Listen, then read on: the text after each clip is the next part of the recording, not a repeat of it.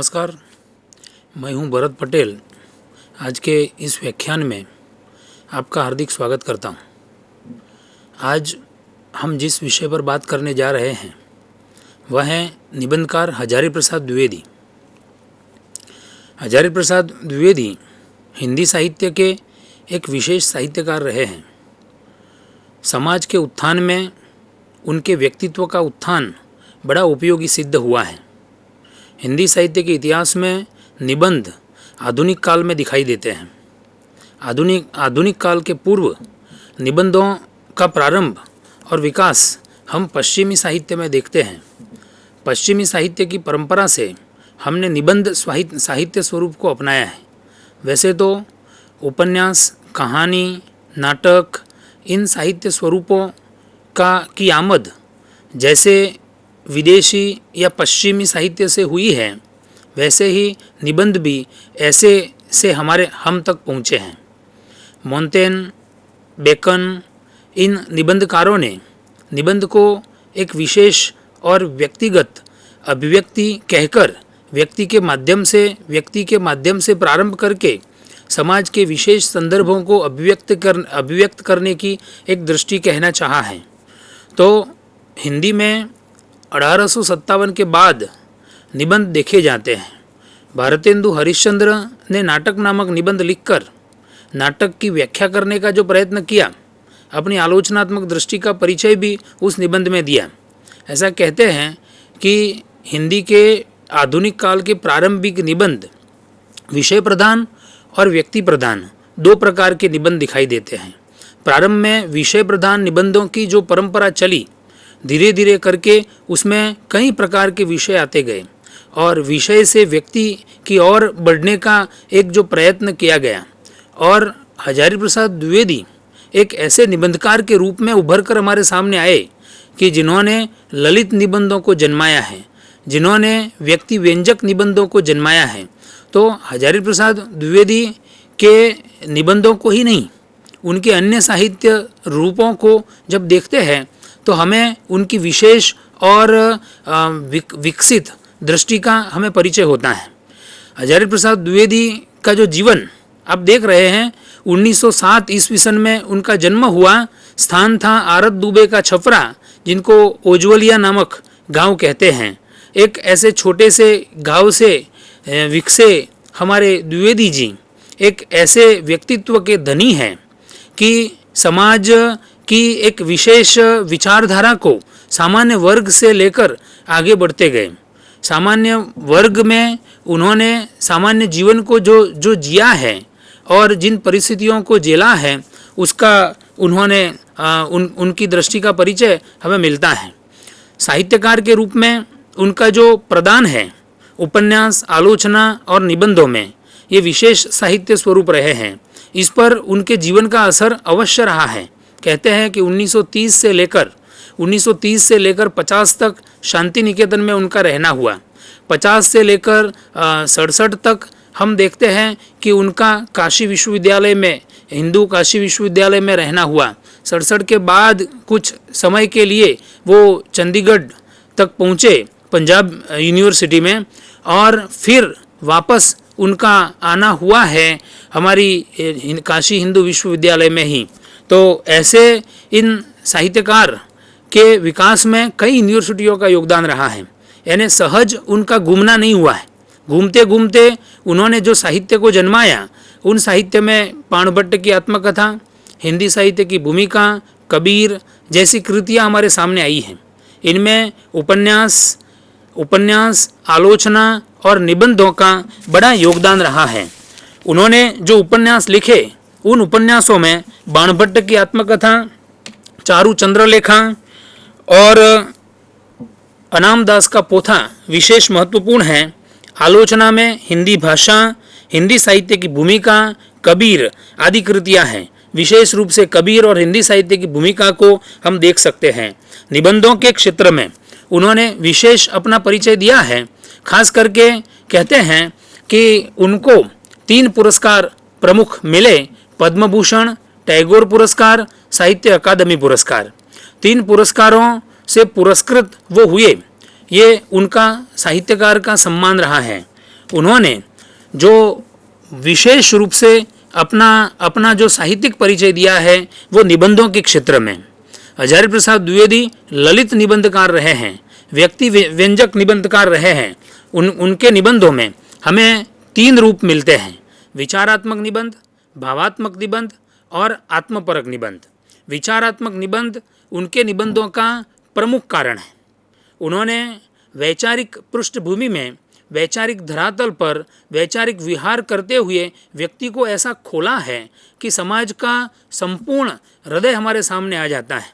कहीं कहीं वो भावात्मकता में बहते हुए नजर आते हैं और कुछ निबंध भावात्मक दिखाई देते हैं। कुछ निबंध ऐसे भी है जिसमें मय प्रधान है और जैसे अपनी व्यक्तिगत, अपने अंगत जीवन की या अपने परिवार जीवन की या अपने गांव की बात करने के लिए जब खुले होते हैं तब उनके निबंधों में हमें आत्मपरक दृष्टि का परिचय मिलता है। खास करके हमें बात करनी है हजारी प्रसाद द्विवेदी के निबंधों की। उनके निबंध संग्रहों में अशोक के फूल, विचार और वितर्क, विचार संग्रह, कल्पलता, कूटज, आलोक का समावेश होता है। इनके अलावा भी उन्होंने आलोचनात्मक निबंध लिखे हैं। वैसे तो उनके निबंधों की कुल संख्या गिनने जब जाते हैं तो 200 या 200 से भी ज़्यादा होती हैं। खास करके अशोक के फूल में 21 निबंध हैं, विचार और वितर्क में 28 निबंध हैं, विचार संग्रह में 21 निबंध हैं, कल्पलता में 20 निबंध हैं, कूटज में 11 और आलोक में 14 और इसके अलावा अन्य निबंध, ऐसा करके 200 से ज़्यादा निबंध उनके हम देखते हैं। तो ये हमारे हजारी प्रसाद द्विवेदी जी है निबंधकार के रूप में। उनके निबंधों में जो हमें विशेषताएं मिलती हैं, उन विशेषताओं को देखना है तो हम पहले तो उनके व्यक्ति को देखते हैं। उनका व्यक्ति एक विशेष संदर्भ में हमारे सामने जो आता है, कहते हैं मोंटेन के इन विधान से हम उनकी विशेषताओं का प्रारंभ करते हैं तो मैं अपने को ही अपने निबंधों में चित्रित करता हूँ, ऐसा निबंधकार मोंटेन ने कहना चाहा है।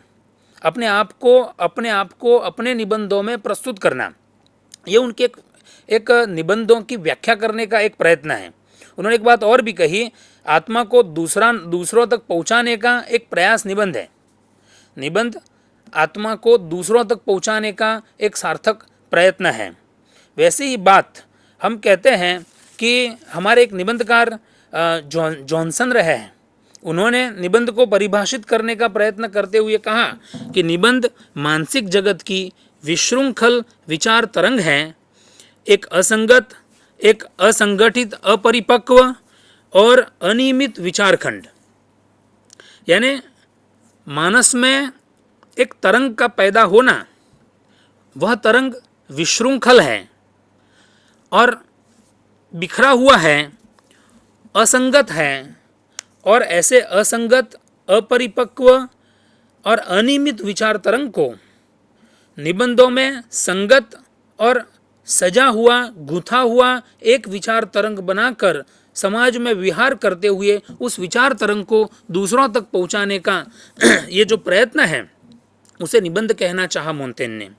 शुक्ल जी ने कह दिया कि यदि गद्य कवियों की कसौटी है तो निबंध गद्य की कसौटी है, और कहा भाषा की पूर्ण शक्ति का विकास निबंधों में ही सबसे अधिक संभव होता है।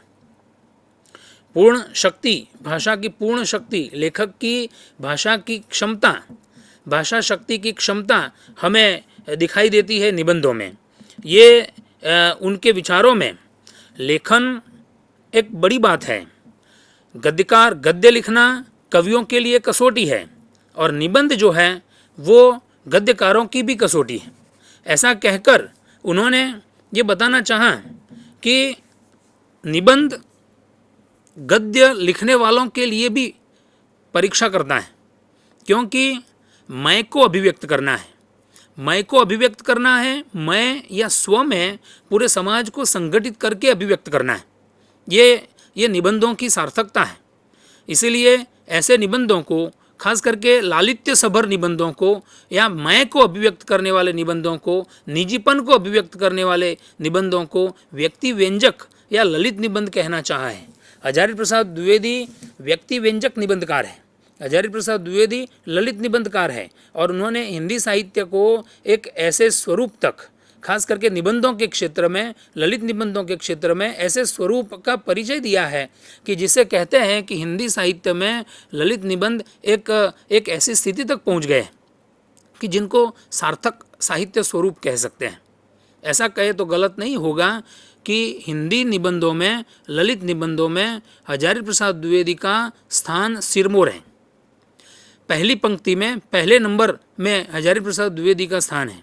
उनके ये जो निबंध रहे हैं, कूटज कह लो, कल्पलता कह लो, या अशोक के फूल, विचार और वितर्क, विचार चर्चा, इनमें उन्होंने इतने निबंधों में इतना वैविध्य हमें दिखाया है कि कहीं पर साहित्य विषयक विचार नज़र आता है, कहीं व्यक्ति को अभिव्यक्त करते हुए एक ऐसे विचार को गुम्फित रूप में हमारे सामने ले आते हैं कि सतत हम सोचते हैं कि अब ऐसा कुछ नया आएगा जिससे भारतीय संस्कृति का हमें परिचय मिलता है।